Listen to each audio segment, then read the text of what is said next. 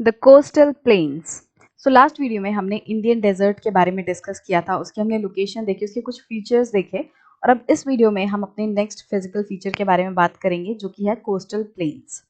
The peninsular plateau is flanked by stretch of narrow coastal strips. तो हम peninsular plateau के बारे में ऑलरेडी डिस्कस कर चुके हैं। सो पेनिनसुलर प्लेट्यू के साइड में, उसके साइड्स में हमें नैरो कोस्टल स्ट्रिप्स देखने मिलेंगी running along the Arabian Sea on the west and Bay of Bengal on the east. मतलब कि पेनिनसुलर प्लेट्यू के वेस्ट तरफ हमें कुछ कोस्टल जो प्लेन्स हैं वो देखने मिलेंगे जो कि अरेबियन सी के साथ साथ चल रहे हैं, और वहीं जो ईस्ट तरफ है वहाँ हमें बे ऑफ बंगाल से टच होते हुए कोस्टल प्लेन्स देखेंगे, राइट। सो यहाँ पे हमारे डेक्कन प्लेट्यूज एंड पूरा ओवरऑल जो पेनिनसुलर प्लेट्यू है, राइट। यहाँ पे अब इसके वेस्ट तरफ आप देखोगे तो यहाँ पे वेस्टर्न घाट्स हैं और वेस्टर्न घाट्स के भी वेस्ट में, राइट, रेड स्ट्रिप आप देख रहे हो, ये वाले हैं वेस्टर्न घाट्स और इनके भी वेस्ट में आपको थोड़ा सा जमीन जो है वो दिखाई देगी। तो दीज लैंड पार्ट्स, ये जो वाला हिस्सा है ये है कोस्टल प्लेन्स। तो ये वाला जो हिस्सा है वो अरेबियन सी से टच हो रहा है। वहीं ईस्ट में हम देखेंगे तो यहाँ पे है ईस्टर्न घाट्स। तो ईस्टर्न घाट्स के ईस्ट में हमें जो है वो कुछ कोस्ट दिखाई देंगे जो कि जो बे ऑफ बंगाल है उससे टच होते हैं। The western coast sandwiched between the Western Ghats and the Arabian Sea is a narrow plain. तो जो वेस्टर्न घाट है वो एक तरीके से Arabian Sea and Western Ghats के बीच में सैंडविच की तरह हो रखा है, सैंडविच्ड है, मतलब दोनों बीच में है उनके। यहाँ पे है वेस्टर्न घाट्स और यहाँ पे अरेबियन सी, तो इन दोनों के बीच में हमें जो वेस्टर्न कोस्ट है वो दिखाई देंगे।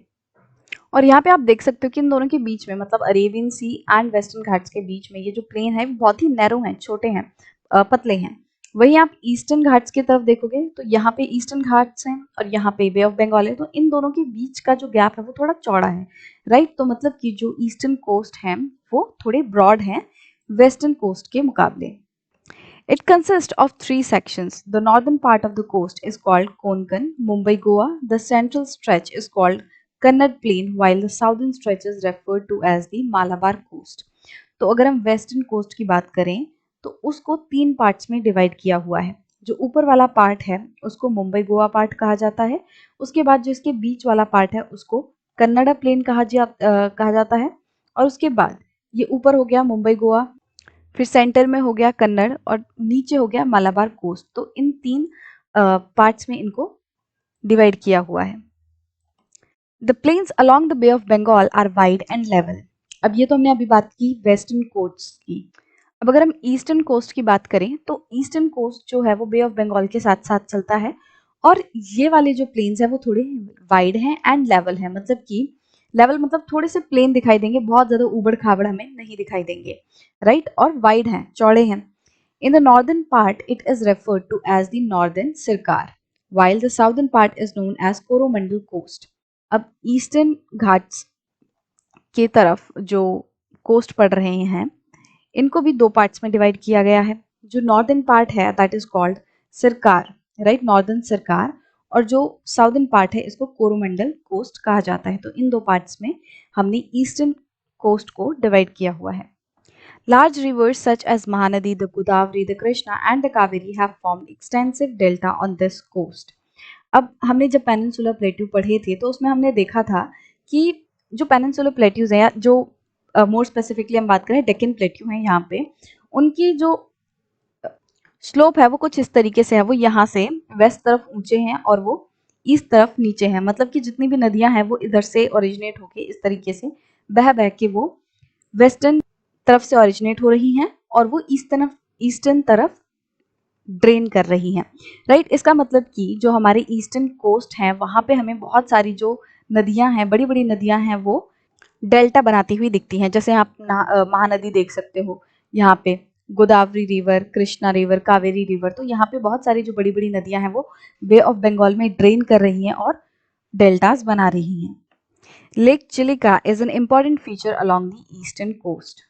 एंड ईस्टर्न कोस्ट में हमें एक और इम्पॉर्टेंट फीचर दिखाई देता है जो कि है चिलिका लेक, और ये उड़ीसा में है और ये एक ब्रैकिश वाटर लगून है, राइट। मतलब कि यहाँ पे जो पानी है वो अर्ध खारा पानी है, एकदम सॉल्टी पानी जो नहीं होता, मतलब हल्का सा नमकीन पानी, हल्का खारा पानी जो है उसको ब्रैकिश वाटर कहते हैं।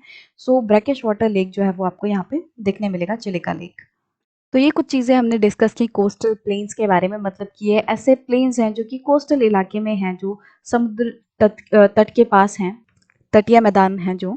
इनके बारे में हमने डिस्कस किया किस तरीके से जो वेस्टर्न कोस्ट है, किस तरीके से ईस्टर्न कोस्ट है, इनकी कुछ जो फीचर्स हैं हमने वो डिस्कस किए। और एक और चीज़ यहाँ पे आपको डू यू नो सेक्शन में इम्पोर्टेंट जो फैक्ट है वो दिया हुआ है। The Chilika lake is the largest salt water lake in India. अब इंडिया में जितने भी सॉल्ट वाटर लेक हैं उनमें चिलिका लेक जो है वो सबसे बड़ा लेक है, सॉल्ट वाटर लेक है।